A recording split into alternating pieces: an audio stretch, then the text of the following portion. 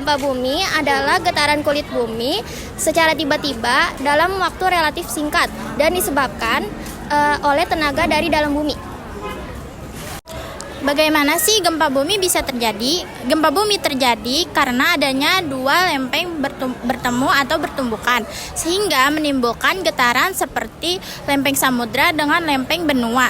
Tekanan pada lempeng samudra membuat lempeng benua patah sehingga terjadi gempa, dan bila terjadi di lautan, maka gempa bumi itu berpotensi menimbulkan gelombang tsunami. Gelombang tsunami ini biasanya terjadi bila kekuatannya mulai dari 6,5 sampai 7 magnitudo. Macam-macam gempa bumi berdasarkan penyebabnya. Yang pertama adalah gempa tektonik. Gempa yang disebabkan oleh gerakan tektonik lempeng. Gempa paling merusak, mematikan, dan sering terjadi.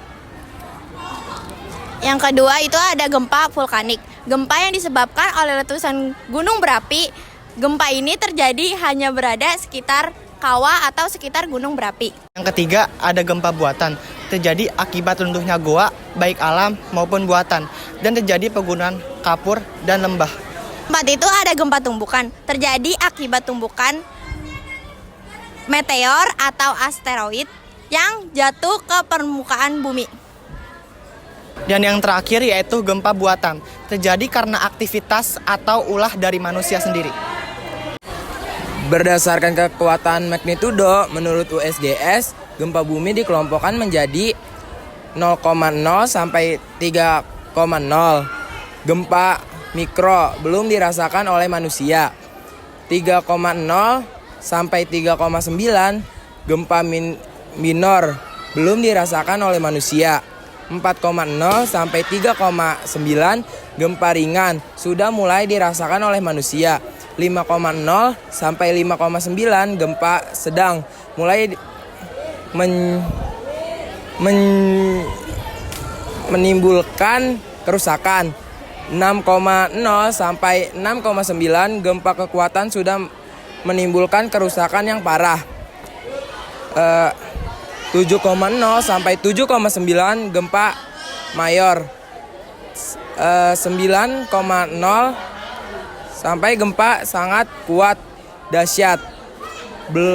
Bila terjadi di laut berpotensi menimbulkan tsunami. Berdasarkan kedalaman hidrodatar, gempa dangkal 60 km. Contohnya seperti gempa Cianjur, kedalamannya 11 km. Itu kategori dari gempa dangkal. Gempa dangkal inilah banyak terjadi di seluruh dunia, menimbulkan kerusakan yang sangat parah. Gempa intermediate 60 garis 300 km.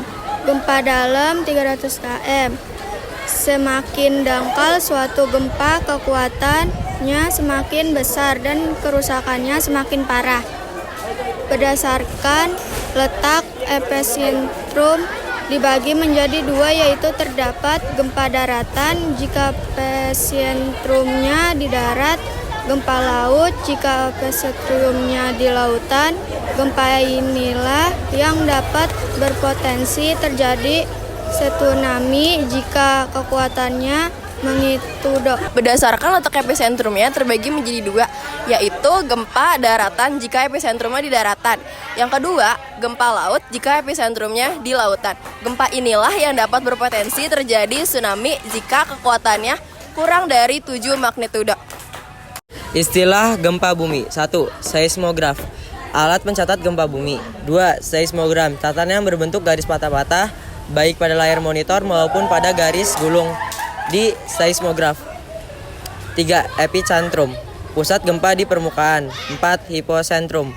Pusat gempa di dalam bumi. 5. Isosiata.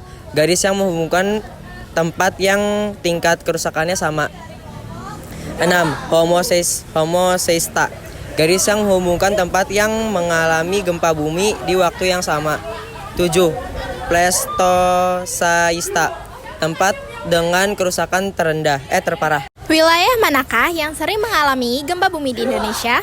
mulai dari pantai barat, Sumatera Selatan, Jawa, Bali, Nusa Tenggara, Maluku, Papua Tengah dan Utara, Sulawesi Tengah dan Utara. Yang aman hanya di Kalimantan, Sumatera Timur, pantai utara Jawa, dan pantai selatan serta Sulawesi Selatan. Mengapa gempa bumi sering terjadi di Indonesia?